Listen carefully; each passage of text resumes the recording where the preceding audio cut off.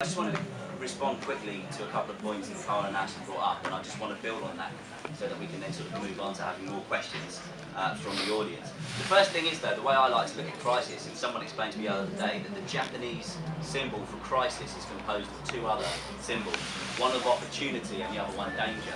So certainly there's a lot of dangers that confront us at this time, but also, we have to look to see what we can do, how we can move forward, and that presents a tremendous amount of opportunity, a point of self-reflection and a point to move forward on. So just to build on Carl's point, actually particularly relevant to young people, something that Len McCluskey mentioned last year. I don't know if anything happened with it, but I really like the idea of trade unionship being taught at GCSE citizenship. I thought that was a really good idea, smashing idea, because if it wasn't for my dad being in the printers unions, I'd never have been forced to join, I think, as soon as I was old enough to do. Still, but I'm there now through choice. And the second thing, I think, is that we campaign slightly differently between the generations. And what we need to do is find a way of using that young fire, enthusiasm in the belly of a young activist with that seasoned wisdom of some of the older activists. And that, I think, is how we're going to start to forge some kind of alternative and certainly some kind of composition of resistance towards what we're seeing at the moment. So why talk about youth and the cuts right now? But it's actually particularly poignant. We're getting the first kind of group of young people going to university in September who are paying completely unacceptable levels of tuition fees. We've got the internships that continue to go unabated. People aren't getting paid, middle class kids getting middle class jobs, and the rest of the people playing catch up for life.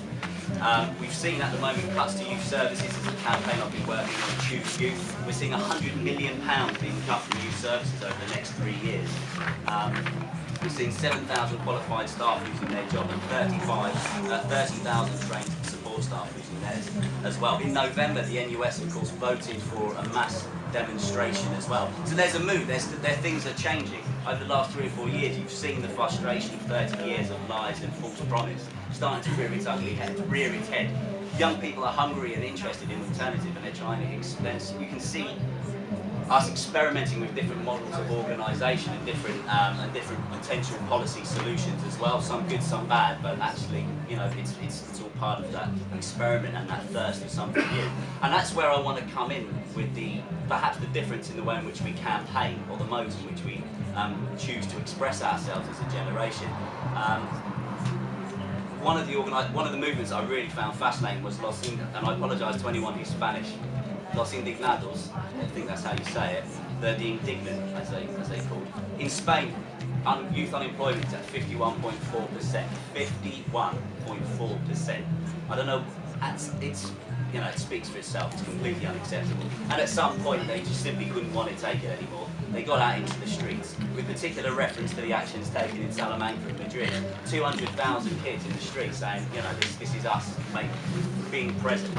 Now, as any of us know who have organised student demos, who have been active in youth movements, it only takes one broken window to ruin 200,000 people's good efforts of getting out in the streets, because that would be the only thing that gets published the next day. But what was really interesting about that movement is that they started to practice the kind of politics that they wanted to see in the world tomorrow, today. They started self-regulating in a sense. They started to clean the streets behind. They started to look after each other. They started making sure that there was some sort of order to what they were doing. In short, they beat that classic kind of stereotyping. Now, ironically, that probably helped in some respects the falling of the Social Democrat Party in Spain, and then the kind of right wing coming in. But nonetheless, it did manage to change images, change the impact of what they were trying to do. The other question that I want to raise briefly before opening up to questions is the question of generational politics itself. Often it gets critiqued a lot because it's, the argument being, well, you're not addressing the class issue, you're not addressing the class issue. Actually, still, class is a very relevant concept. Well, of course it is a very relevant concept. But the way I like to look at generational politics is much more like an identity politics, like race or gender. It has a real galvanising property. Through the experiences of being young, we can arrive at similar political conclusions as others have through their own roots.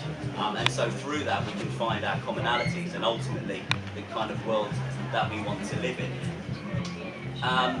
Yeah, I think that's where I want to leave it for now. I really wanted to drive home the kind of need, actually, for solidarity across the generations.